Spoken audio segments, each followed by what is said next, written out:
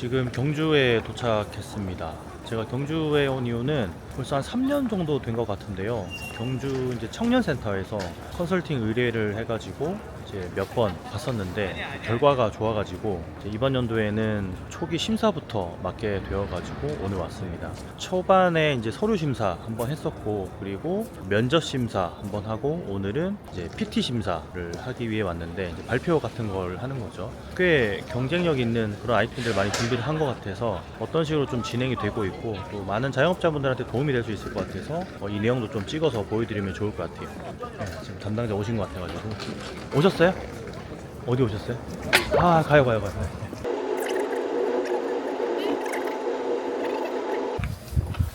일단 점심을 먹고 진한기수에 창업하신 분 매장에서. 안녕하세요. 안녕하세요. 대표님. 안녕하세요, 어머나. 직장인데 오시면 저희 때문에 피드 내일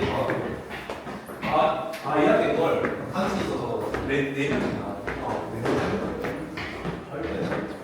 심사하러.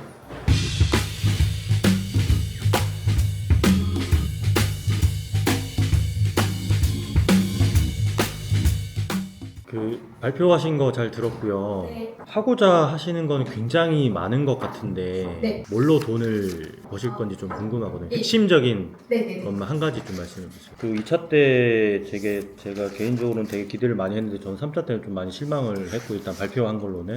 근데 제가 제일 궁금한 거는 2층에 매장을 얻으시면서 보통 많이들 이런 실수들을 많이 하거든요. 같은 이유에서 2층에 많이 얻으시는데 2층에서 살아남기 위한 어떤 구체적인 방안 같은 게 있다면 한 3가지 정도만 들어볼 수 있을까요? 이 지원 사업이 총 4,200만 원의 지원금이 지원이 되는 걸로 알고 계시잖아요. 네. 그럼 이 PT 발표를 위해서 얼마나 준비를 많이 하셨어요? 준비했는데 이렇게밖에 못해요. 그 궁금해할까봐 제가 말씀을 드리자면, 전 서울에서 20대 친구들 심사도 이제 여러 번 했었는데요. 지역에 대한 갈라치기를 하는 건 아니고, 그 친구들은 1,000만 원짜리, 500만 원짜리 지원해도 PT 발표가 엄청나게 유려하고 구체적이고 내가 여기 앉아서 이분들을 평가할 수 있을 정도인가라는 생각이 들 정도로 발표를 하거든요. 좀 더 간절했으면 좋겠어요, 저는. 아이템에 대한 저건 없어요. 장사 잘 될 것 같은데 이건 그냥 다른 방향에서 말씀을 좀 드리고 싶은 거예요. 그 PT 내용을 보면은 지난번하고 똑같거든요. 왜 똑같은 걸 우리가 다시 또 드려야 되는지 저는 잘 이해가 잘 안 됐고요. 왜냐면 그때 나왔던 질의 내용들이나 타당성에 대한 부분을 훨씬 더 많이 갖췄으면 더 좋았을 것 같은데 너무 비슷한 내용들이라서 개인적으로는 좀 아쉬웠고요. 제가 어제 한 1시간 정도 경주에 있는 웨딩 스튜디오 조사를 해봤거든요. 네. 대표님도 해보셨는지는 모르겠지만 네. 대표님이 하시는 사업에서 핵심은 지금 신뢰 기반의 마케팅이거든요. 근데 네. 그런 내용은 사실 아예 들어가 있지 않아서 조금은 아쉬웠고, 개인적으로는 기술적인 측면은 저도 의심이 전혀 없는데 마케팅적인 측면에서, 왜냐하면 제가 분석했던 웨딩 스튜디오들은 마케팅 능력이 다 1밖에 안 돼요. 그럼 대표님은 조금만 하면은 1등을 할 수 있거든요, 경주에서는. 근데 이제 그런 내용들이 핵심을 파악하지 못하는 형태 때문에 조금 저는 아쉬웠어요.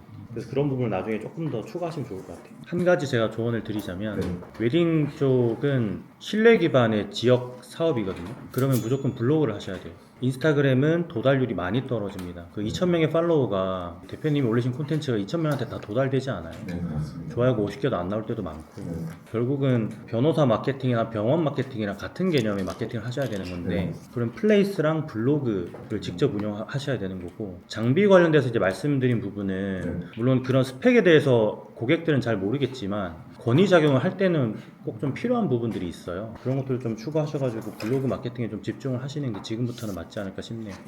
발표 잘 들었고요. 제가 봤을 때는 가장 짜임새 있는 발표지 않았나 싶은 생각을 했고요. 개인적으로 궁금한 거는 지원 사업의 목적성이 저희는 황호동의 어떤 활성화이기도 하고, 그 매장이 활발하게 돌아가야 되는 게 가장 큰 목적을 가지고 있는데, 보통의 케이크나 아니면은 떡이나 다량의 디저트 관련된 공간을 저희가 지원 사업을 했을 때 작업실로 전락하는 경우가 꽤 많거든요. 물론 경주뿐만 아니라 다른 지역에서도 실제로 이제 케이크 같은 경우는 그런 경우가 워낙 많아 있어가지고, 그런 부분에 대해서 혹시 좀 얘기해 주실 게 있으면 좀 부탁을 드릴게요. 컨셉은 관광객 컨셉 잡으셨는데 타겟은 왜 원도심 사람들이에요? 그러면 세그멘테이션이랑 타겟팅은 잘못된 건데.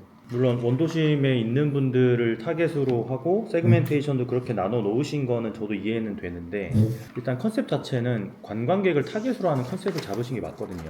그래서 제 개인적으로는 세그멘테이션이랑 타겟팅 자체가 관광객이어야지 훨씬 더 시너지가 나요. 개인적인 의견으로. 예를 들면 경주에 사는 사람은 경주스러운 거를 그렇게 많이 좋아하진 않아요. 그래서 오히려 관광객 타겟으로 하면은 자연스럽게 원주민들이 오는 그게 훨씬 맞는 순서 같아요. 이제 막 또 새로 오픈하시는 거니까. 그 손익분기점 계산하신 거는 일단은 모르겠어요. 구체적인 파일이 있으신지는 모르겠지만 제 개인적인 관점에서 봤을 때는 일단은 잘못됐고요. 맞습니다. 세금이랑 부가세 부분, 그 다음에 인건비 4대 보험이랑 기타 비용까지 더하면은 그것보단 최소 더 많이 확실히 많이 나올 거고요. 네. 그리고 그거를 계산해서 손익분기점 계산해서 월 매출 1,000만 원 이상부터 또 본인 인건비를 330만 원 잡은 거는 저는 나쁘지는 않은 것 같아요. 그리고 기존보다 조금 더 업그레이드 돼가지고 발표하신 것도 저는 마음에 들었고, 가자미랑 새우는 냉동 쓰세요. 굳이 간포까지 갈 필요 없으세요. 필요 없는 겁니다. 발표는 읽는 게 아니고요. 전달하고 설득하는 거예요. 지금 이 자리는. 사실 이렇게 읽기만 하면은 잘 들어오진 않거든요. 너무 솔직하게 얘기하면 안 되겠죠? 이게 사실 이 발표라는 것도 어느 정도 기본은 돼야 이 심사하시는 분들 입장에서도 질문도 하고 하는 건데 이게 워낙 그런 부분에서 좀 많이 좀 떨어지다 보니까 4,200만 원이라는 돈이 엄청 큰 돈이거든요. 진짜 서울에서는 진짜 되게 소규모로도 많이 하는데 500만 원짜리도 하고 1,000만 원짜리도 많이 하는데 정말 그 PPT 하나 하는데 투자를 하는 친구들도 많거든요. 그 장표를 만드는데 깔끔하게 보이고 싶어서. 근데 복장이나 발성이나 인사하는 태도라든지 그리고 이런 것들 아주 기본적인 부분이 좀 떨어지다 보니까 인간이다 보니까 그런 거에 좀 저도 평점이 낮아질 수밖에 없는 부분들이 좀 있었던 것 같아요. 물론 그게 좀 너무 주관적인 부분일 수는 있겠지만 저는 그런 걸 좀 중시하는 사람이다 보니까 또 외식업이 서비스업이고 그래서 그런 부분들이 다음에는 그런 교육도 중간에 있으면 좋지 않을까 하는 생각을 좀 해봤습니다. 네. 네, 심사를 마치고 나왔습니다.